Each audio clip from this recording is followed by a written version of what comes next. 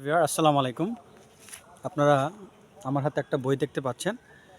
বইটার নাম সৌভাগ্যের পরশমণি। বইটা লিখেছেন প্রখ্যাত ইসলামী দার্শনিক ইমাম আল গাজ্জালি। ইমাম আল গাজ্জালি সম্পর্কে আমার বেশ কিছু ভিডিও প্রকাশিত হয়েছে। তো উনি একজন জগৎবিখ্যাত ইসলামী দার্শনিক। আবার কিন্তু আপনারা মুসলিম দার্শনিক অ্যাড করে ফেলবেন না, কারণ মুসলিম দর্শন এবং ইসলামী দর্শনের মধ্যে একটা পার্থক্য আছে। যাক, ওখানে গেলাম না। তিনি একজন বিখ্যাত ইসলামিক দার্শনিক। তো আজকে তার দর্শনশাস্ত্রের যেই পাঠটা, ওই পাঠটা লাস্টের অংশ হচ্ছে সুন্নি মতানুসারে ধর্ম বিশ্বাসকে দৃঢ়করণ। ইমাম গাজ্জালির উপরে আমার গবেষণা শুরু হয় 1997 সাল থেকে। তো যাই হোক, এখন যে ভিডিওটা আমি করব সেটা হচ্ছে মহান আল্লাহ তাআলার প্রতি আমাদের বিশ্বাস। কিন্তু মহান আল্লাহ তাআলার প্রতি কোন কোন বিষয় এই বিশ্বাসটা রাখা আমাদের জরুরি। আমরা মুসলমান, মহান আল্লাহ তাআলার প্রতি বিশ্বাস ছাড়া ঈমান সম্ভব নয়। তো মহান আল্লাহ তাআলার কী বিষয়ের উপর আমাদেরকে স্পষ্ট আমাদের ঈমান রাখতে হবে, বিশ্বাস রাখতে হবে, আজকে সেটা নিয়ে আলোচনা করব।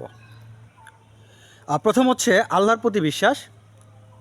আপনার আল্লাহর প্রতি বিশ্বাস বলতে কী বোঝায়?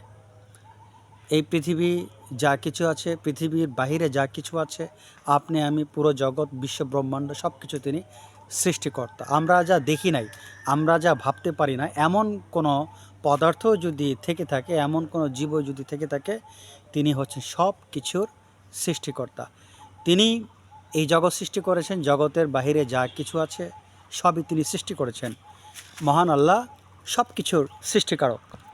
সবচেয়ে গুরুত্বপূর্ণ বিষয় হচ্ছে তিনি ইজ সেকেন্ড টু নান। তিনি কিন্তু অদ্বিতীয়। এটা শুধু ইসলাম ধর্ম নয়, এটা কিন্তু আপনার হিন্দু ধর্ম বলেন, খ্রিস্টান ধর্ম বলেন, হ্যাঁ, তারাও কিন্তু এটা স্বীকার করে যে আল্লাহ বা ঈশ্বর এক এবং তিনি কারো মুখাপেক্ষী নন। জগতের সবাই, সকল সৃষ্টি তার মুখাপেক্ষী, কিন্তু তিনি কারো মুখাপেক্ষী নন। সবাইকে তার কাছে জবাবদিহি করতে হবে, তিনি কারো কাছে জবাবদিহিতা করতে হবে না। তিনি হচ্ছেন সকল ভাবনার ঊর্ধ্বে। তারপর আসেন আল্লাহর পবিত্রতায় বিশ্বাস। আমরা পবিত্রতা বলতে যেই সংজ্ঞাটাকে বুঝি, আল্লাহ পাক তার চাইতে আরও অনেক উপরের পবিত্র। আল্লাহ পাকের পবিত্রতাকে ব্যাখ্যা করার ক্যাপাবিলিটি মানুষের নেই। তিনি মহাপবিত্র। আর তাকে কিন্তু আপনার এই বেদান্ত দর্শনে আল্লাহ সম্পর্কে বলা হয়েছে তিনি হচ্ছেন সগুণ। সগুণ জিনিসটা কি? যে যে সকল গুণের আধার। দুনিয়াতে আমরা যা ভালো কিছু চিন্তা করতে পারি সবই মহান আল্লাহ তাআলার ক্ষেত্রে প্রযোজ্য। মহান আল্লাহ তাআলা তিনি অনেক, তিনি সব গুণ সৃষ্টি করেছেন। আমরা যত গুণ জানি সব গুণ তিনি সৃষ্টি করেছেন। ইভেন এমন কিছু গুণ আছে যেটা আমরা জানি না, হয়তো ভবিষ্যতে জানবো, তিনি তাও সৃষ্টি করেছেন। কিন্তু কোনো প্রাণী বা বস্তুর গুণ তার মধ্যে নেই। তিনি সকল গুণের আধার। আমাদের কল্পনায় যত প্রকার আকার উদয় হয়, যত প্রকার শেপ উদয় হয়, তিনি সব কিছু সৃষ্টি করেছেন। তিনি মহান পবিত্র। তারপর আসেন আল্লাহর ক্ষমতার প্রতি বিশ্বাস। মহান আল্লাহ তাআলা একচ্ছত্র ক্ষমতার অধিকারী। তার এই ক্ষমতার প্রতি আমাদের বিশ্বাস রাখতে হবে। তিনি সব কিছুর ক্ষমতার অধিকারী। আমরা তার ইচ্ছার বাইরে কিছুই করতে পারি না, করার সেটা ক্ষমতা নেই। আমরা পৃথিবীর যত জ্ঞানী আছি, যত সায়েন্টিস্ট, যত ফিলোসফার যারা আছেন, সবাই ইচ্ছা করলেও তার ইচ্ছার বাইরে কোনো কাজ করতে পারবেন না। তিনি সকল ক্ষমতার অধিকারী এবং তিনি এতটাই ক্ষমতার অধিকারী, যেই ক্ষমতাকে ব্যাখ্যা করা মানুষের পক্ষে সম্ভব নয়। তিনি যে কতটা ক্ষমতার অধিকারী, পৃথিবীর সকল লেখক, সাহিত্যিক, কবিরা যদি একসাথে তার গুণকীর্তন করেন তার ক্ষমতার বিষয়ে, সেটা আদৌ পসিবল নয় তাদের পক্ষে, যে তিনি মহান আল্লাহ তাআলা কতটা ক্ষমতার অধিকারী। তার ক্ষমতা সম্পর্কে আমাদের ইন্দ্রিয় কখনো ভাবতেই পারে না, কেননা ইন্দ্রিয় ওই পর্যন্ত চিন্তা ভাবনা করতে পারে না এবং করা আদৌ সম্ভব নয়। এবার আসেন আল্লাহর জ্ঞানের প্রতি বিশ্বাস। মহান আল্লাহ তাআলা সকল জ্ঞানের আধার, সকল জ্ঞান সেখান থেকে আসা। দেখেন, আমার পিছে কিন্তু আপনারা গাছপালা দেখতে পাচ্ছেন। আমি এবার একটু ফিলসফির অ্যাঙ্গেল থেকে ব্যাখ্যাটা করব।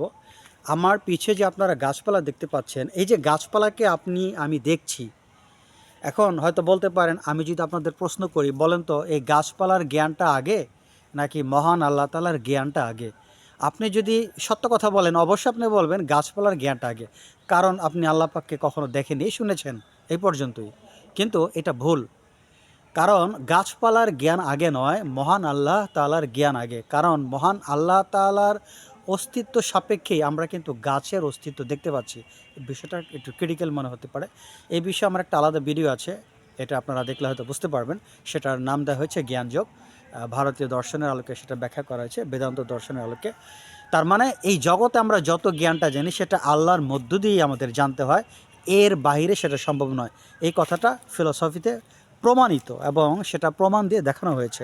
সো আমার চাইতো আল্লাহ পাক আরও কাছে।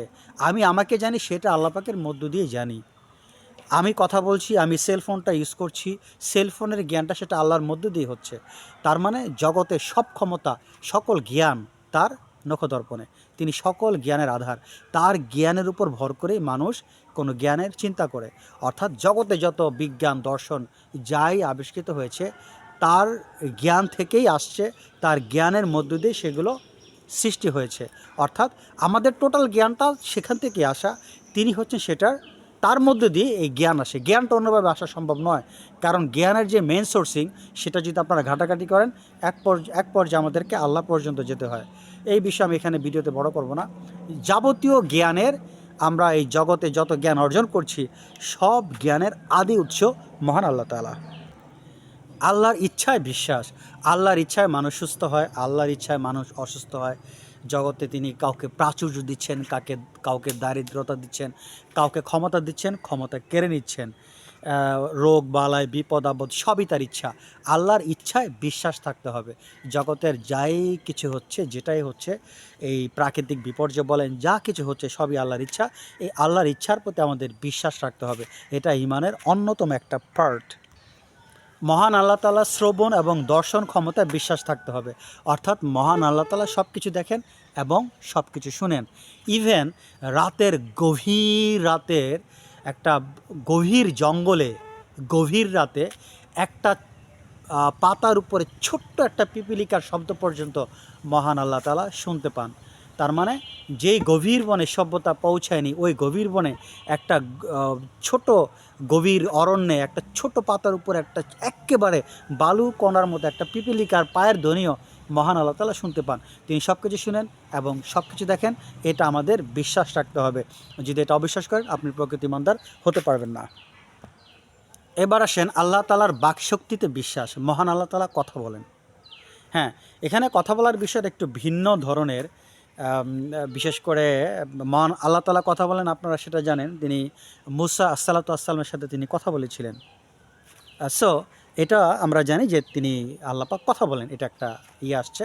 আর আরেকটা বিষয় হচ্ছে যে তিনি আপনার তিনি কথা বলেন। এখানে আরেকটা বিষয় যে যারা নবী রাসূল তাদের সাথে তিনি কথা বলেন, কিন্তু সেটা হচ্ছে একটা আপনার অন্য একটা প্রক্রিয়ায়। এটা মনের মধ্যে একটা, আপনারা স্বপ্নে কিন্তু কথা বলেন, কিন্তু সেটা অন্যরকম মনে হয়। তো এটা এরকম আর কি, যে নবী রাসূলদের সাথে তিনি কথা বলেছেন, সেটা কিন্তু ওইভাবে একটা ইশারা স্বরূপ, কিন্তু কথা স্পষ্ট। কিন্তু সেই কথাটা এরকম ফেস টু ফেস এরকম কোনো কথা নয়। নবী রাসূলদের সাথে তার যে কথা বা বার্তা পাঠানো সেটা একটু আলাদা। সেটা নবী রাসূলরা খুব ভালো করে হৃদয়ঙ্গম করতে পারেন। মহান আল্লাহ তাআলার কার্যাবলীতে বিশ্বাস ঈমানের আরেকটা গুরুত্বপূর্ণ অংশ। মহান আল্লাহ তাআলা এই পৃথিবীকে সৃষ্টি করেছেন, আমাদের দেহকে সৃষ্টি করেছেন, জীবকে সৃষ্টি করেছেন, পশু পাখি সৃষ্টি করেছেন। এর চাইতে বেস্ট কোনো আকার হওয়া সম্ভব নয়। তিনি আমাদেরকে সৃষ্টি করেছেন, এটা হচ্ছে বেস্ট। আর জগতের সকল বিজ্ঞানীরা যদি একটা শেপ দেওয়ার চেষ্টা করে, আমাদের যে দেহ, এর চাইতে সুন্দর কোনো মানুষ তৈরি করা সম্ভব নয়। তিনি আমাদের নাক দিয়েছেন, ঠোঁট দিয়েছেন। জগতের সকল বিজ্ঞানীরা চেষ্টা করো একটা ঠোঁটের সেল পর্যন্ত আবিষ্কার করতে পারবে না, এটা সম্ভব নয়। তো মহান আল্লাহ তাআলা এই পৃথিবীকে সৃষ্টি করেছেন, তিনি গাছ সৃষ্টি করেছেন, পশু পাখি সৃষ্টি করেছেন। এটা হচ্ছে সবচেয়ে বেস্ট শেপ। এর বাইরে কোনো শেপ হওয়া সম্ভব নয়। তার মানে এই জগতের সব কিছু তিনি সৃষ্টি করেছেন, তার একচ্ছত্র আধিপত্য সব কিছুই তিনি সৃষ্টি করেছেন, আর সব কিছু তিনি বেস্ট ওয়েতে সৃষ্টি করেছেন। যার চাইতে উত্তম কোনো কিছু ভাবনা বা চিন্তা করা মানুষের পক্ষে আদৌ সম্ভব নয়। এবার আসেন পরকালের প্রতি বিশ্বাস। এটা ধর্মের একটা অন্যতম ভিত্তি। কারণ যদি পরকাল না থাকে তাহলে আপনি এই যে কর্ম করছেন তার শাস্তি বা পুরস্কার কী পাবেন। মহান আল্লাহ তাআলা এই পরকালের প্রতি বিশ্বাসের আমাদের তাকিদা। এটা হচ্ছে আল্লাহ পাকের বিশ্বাসের সাথে সম্পর্ক। তিনি ভালো কাজের জন্য পুরস্কৃত করবেন, খারাপ কাজের জন্য তিনি শাস্তি দিবেন। তো আম, আপনারা জানেন দোজক বা বেহেশত তার জন্য আমাদের জন্য নির্ধারিত। ভালো কাজের জন্য আমরা বেহেশত, আর খারাপ কাজের জন্য আমরা দোজক, এটা আমাদের ভোগ করতে হবে। আর বেহেশত দোজকের ব্যাপারে একটা আলাদা আমার একটা ভিডিও আছে, এই দর্শন শাস্ত্র এটাকে কি বলে সেটা আলাদা একটা ভিডিও আছে। যাই হোক, এখন আমি যেটা বলছি যে আমাদেরকে এটা বিশ্বাস রাখতে হবে যে মৃত্যুর পর আমাদের পরকাল আছে, আর পরকালে আমাদেরকে যন্ত্রণা বা হয়তো যন্ত্রণা ভোগ করতে হবে, অথবা আমরা শান্তিতে বসবাস করব। এই বিশ্বাস আমাদের রাখতে হবে। আমাদেরকে কবর আযাব বিশ্বাস করতে হবে, আমাদেরকে দোজক বা বেহেশত তার প্রতি আমাদের বিশ্বাস আনতে হবে। সর্বশেষ হচ্ছে নবী রাসূলদের প্রতি বিশ্বাস। মহান আল্লাহ তাআলা মানুষের হেদায়েতের জন্য যুগে যুগে বিভিন্ন সময় নবী রাসূল পাঠিয়েছেন। তো এই নবী রাসূলরা কিন্তু মানুষকে সঠিক পথ দেখিয়েছেন, তাদেরকে খারাপ কাজ থেকে দূরে রাখার জন্য তাদেরকে অ্যাডভাইস করতেন, ভালো কাজের জন্য তাদেরকে অ্যাডভাইস করতেন, অনুপ্রেরণা দিতেন, এবং কিভাবে মানুষ এই জগতে মুক্তি পাবে, আল্লাহ পাকের নৈকট্য অর্জন করতে পারবে, যাবতীয় স্পিরিচুয়াল ডেভেলপমেন্টের জন্য তারা অ্যাডভাইস এবং তারা গাইডলাইন দিয়েছেন। এটা কারা দিয়েছেন? নবী রাসূল এবং পয়গম্বর। তাদের প্রতি বিশ্বাস রাখাটা ঈমানের একটা অনিবার্য শর্ত। এখন একটা প্রশ্ন হতে পারে যে নবী রাসূলদের দরজা বন্ধ, যেহেতু মহানবী সাল্লাল্লাহু সাল্লামের পরে আর কোনো নবী আসবেন না, তাহলে এই আল্লাহ পাকের পক্ষ থেকে মেসেজগুলো কে দিবে বা কিভাবে সেটা আসবে? দেখেন, নবী রাসূলদের দরজা বন্ধ, কিন্তু আল্লাহ পাক তিনি তার রিপ্রেজেন্টেটিভ খলিফা তিনি এই জগতে পাঠান।